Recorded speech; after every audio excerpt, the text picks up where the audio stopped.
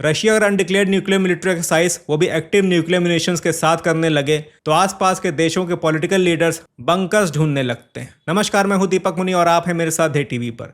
तो आजकल रशिया और बेलारूस नेक्स्ट लेवल का एडवेंचर कर रहे हैं। एक मिलिट्री एक्सरसाइज जो न्यूक्लियर है, यहाँ पर न केवल टैक्टिकल मिसाइल्स बल्कि उनमें न्यूक्लियर वॉरहेड्स कैसे लोड करना है, उसे कैसे फायर करना है, इस बात की भी प्रैक्टिस की जा रही है। एडवेंचर को और बढ़ाने के लिए रशिया ने यहाँ पर रियल न्यूक्लियर म्यूनिशंस भिजवा रखे हैं ताकि एक रियल टाइम एक्सपीरियंस हो सके और पड़ोसियों में एक रियल टाइम खौफ भी पैदा हो सके। इन न्यूक्लियर कैपेबल मिसाइल्स को न्यूक्लियर वॉरहेड के साथ रेडी किया जा रहा है, बस फायर नहीं किया जा रहा। फायरिंग में डमी वॉरहेड्स यूज किए जा रहे हैं। और ये जो एक्सरसाइज हो रही है ये कोई छोटी मोटी एक्सरसाइज नहीं है। रशिया बेलारूस के 64,000 soldiers, 200 missile launchers, 150 aircraft, 70 warships और 13 न्यूक्लियर सबमरीन्स इस न्यूक्लियर एक्सरसाइज में शामिल है। इस मिलिट्री एक्सरसाइज की खास बात यह है कि इसे कोई नाम नहीं दिया गया है और उससे भी खास बात यह है कि ये यूक्रेन की तरफ नहीं बल्कि बेलारूस के बॉर्डर से सटे हुए बाल्टिक नेशंस की तरफ की जा रही है। बाल्टिक नेशंस यानी कि एस्टोनिया, लटविया और लिथुआनिया। वेस्टर्न यूरोप के तीनों कोस्टल स्टेट्स बाल्टिक सी में खुलते हैं और रशिया को इस तरफ से लैंड लॉक बनाते हैं। पिछले दिनों ये नेशंस तब चर्चा में आ गए जब पुतिन ने कहा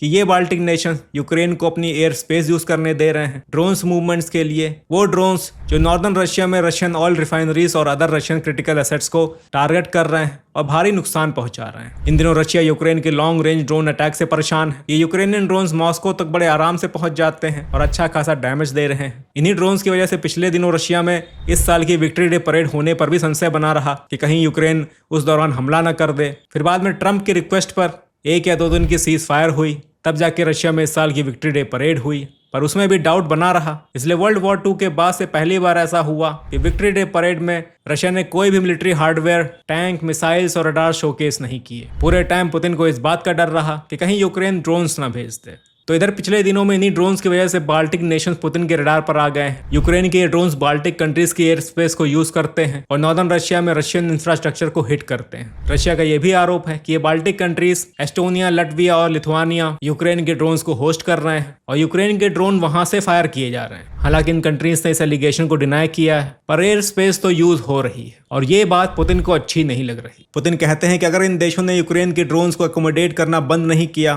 तो नेटो की मेंबरशिप भी इन देशों को बचा नहीं पाएगी। जी हाँ, लटविया, लिथुआनिया और एस्टोनिया नेटो मेंबर कंट्रीज हैं जिन्होंने 2004 में नेटो ज्वाइन किया था। नेटो, जैसा कि आप जानते हैं कि एंटी रशिया मिलिट्री ब्लॉक है, उसे ज्वाइन करने वाले देश वही होते हैं जिनको रशिया से खतरा होता है। ये तीनों ही देश सोवियत संघ के मेंबर हुआ करते थे। 1991 में सोवियत संघ टूटा तो ये इंडिपेंडेंट हुए, पर रशिया इनको वापस बाय फोर्स इंटीग्रेट न कर ले, इसका डर इनको हमेशा बना रहा। जिसकी सबसे बड़ी वजह यह है कि रशियन मेनलैंड को ब्लॉक करते हैं, रशिया को इस तरफ से ओशन का एक्सेस नहीं मिलता और यहाँ पे रशियन एक्सटेंडेड टेरिटरी है कैलिनिनग्राड, रशियन टेरिटरी का एक छोटा सा हिस्सा जो बाल्टिक सी में खुलता है पर रशियन मेनलैंड से कनेक्ट नहीं होता क्योंकि बीच में ये बाल्टिक देश आ जाते हैं। रिसेंटली जब ये ड्रोन वाला तमाशा शुरू हुआ तो रशिया और इन कंट्रीज के बीच फिर से विवाद गर्मा गया। रशिया ने इन कंट्रीज को हद में रहने को बोला, कहा कि नेटो भी तुम्हें बचा नहीं पाएगा। तो उधर से भी जवाब आया कि नेटो चाहे तो रशियन कैलिनिनग्राड को कब्जा सकता है। तो शब्दों की जंग रशिया और इन छोटे छोटे देशों के बीच शुरू हो चुकी है। फिलहाल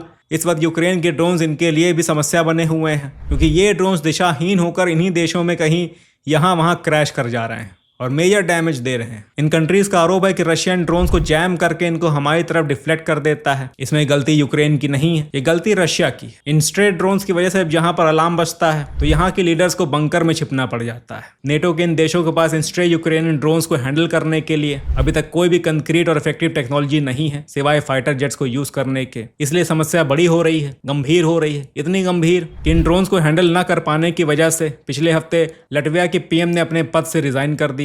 बताइए, पीएम को रिजाइन करना पड़ गया। हमारे यहाँ ऐसा हुआ होता, पलटकर सर्जिकल स्ट्राइक करके आने वाले इलेक्शन जीत लिए जाते। एनीवे, तो फिलहाल पुतिन का रौला कायम है और ये न्यूक्लियर मिलिट्री एक्सरसाइज नेटो के लिए किसी नाइटमेयर से कम नहीं है। तब जब दूसरी तरफ से ट्रंप नेटो से अपने ट्रुप्स को वापस निकाल रहे हैं तो इस वक्त नेटो ड्यूअल प्रेशर फेस कर रहा है, एक तरफ से रशिया और एक तरफ से डोनाल्ड ट्रंप। इधर ईरान स्ट्रेट ऑफ हॉर्मुज खोलने को तैयार नहीं है, रशिया और चाइना डील कराने में इंटरेस्ट नहीं ले रहे और जिसको इंटरेस्ट है उसके कोई सुन नहीं रहा। तो मामला यहाँ सब अस्त व्यस्त चल रहा है। चलिए फिलहाल के लिए इतना ही, मिलते हैं अगली वीडियो में और अपडेट्स के साथ।